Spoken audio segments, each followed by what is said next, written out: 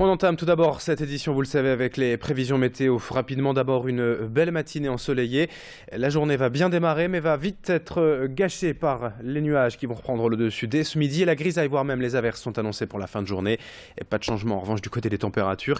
C'est toujours aussi doux cet après-midi avec 12-13 degrés pour les maximales. Météo complète évidemment après le journal. La première image à la une de cette édition aujourd'hui, c'est une image de solidarité avant tout en ce 24 décembre, veille de Noël.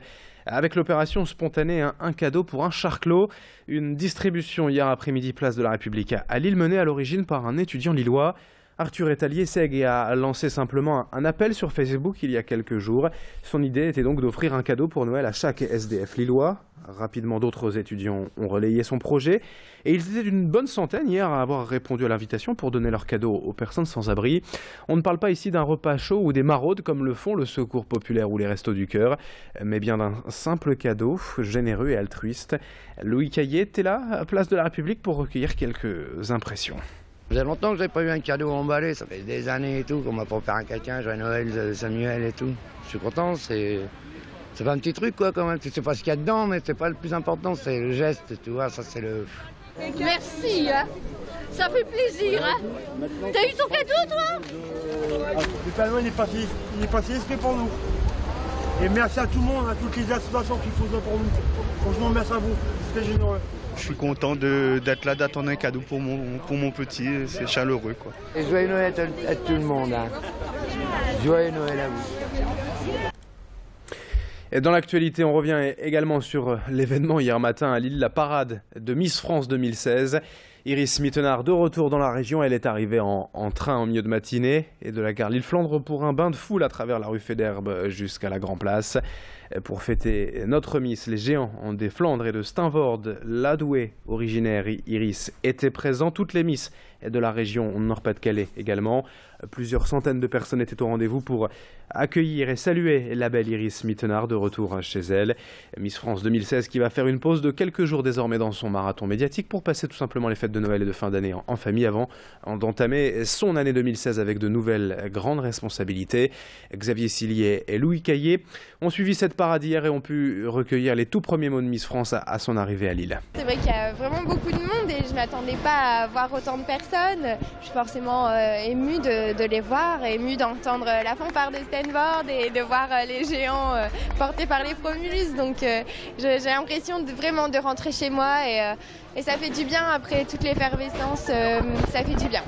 C'est vrai que quand on est arrivé, ça fait un peu peur parce qu'on voit autant de personnes. En plus, je ne m'attendais pas vraiment à voir autant de gens. Je me disais, est-ce que les gens savent? Je disais à Sylvie dans la voiture, je pense pas qu'il va y avoir beaucoup de monde pour m'accueillir.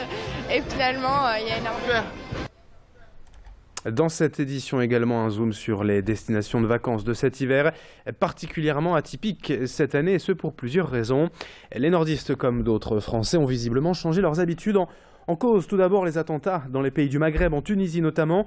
D'ordinaire la première destination étrangère au départ de l'Équin, le pays souffre de risques terroristes évidents et se trouve délaissé par les touristes.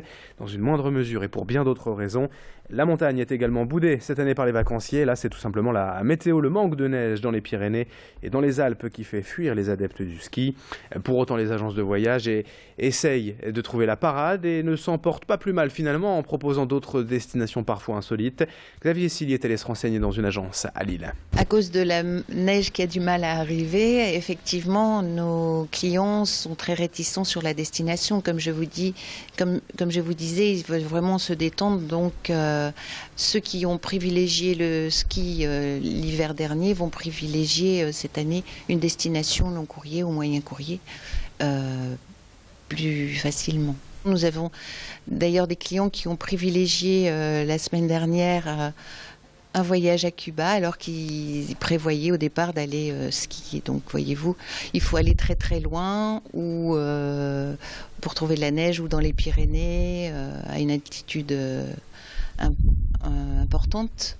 C'est vrai que dans les Vosges ou même à Pralou, j'ai des amis qui sont à Pralou cette semaine et vraiment malheureusement derrière les photos de famille il y avait beaucoup de verdure. Allez, on finit en musique cette édition avec notre cadeau de Noël. Demain sur Grand Lille TV, le dernier concert de l'ONL, l'Orchestre National de Lille, diffusé demain à midi et 19h sur notre antenne. Une représentation enregistrée le 10 décembre dernier au Nouveau Siècle. Le concert du pianiste autrichien Till Fellner, venu interpréter Mozart sous la direction de Thomas Nepoli. Plusieurs diffusions sont prévues dans la journée, je vous le disais, à midi et à 19h pour savourer au mieux cette rencontre exceptionnelle de deux virtuoses et de l'orchestre lillois. Un Noël en musique sur Grand Lille TV demain et un extrait. Et tout de suite pour en profiter.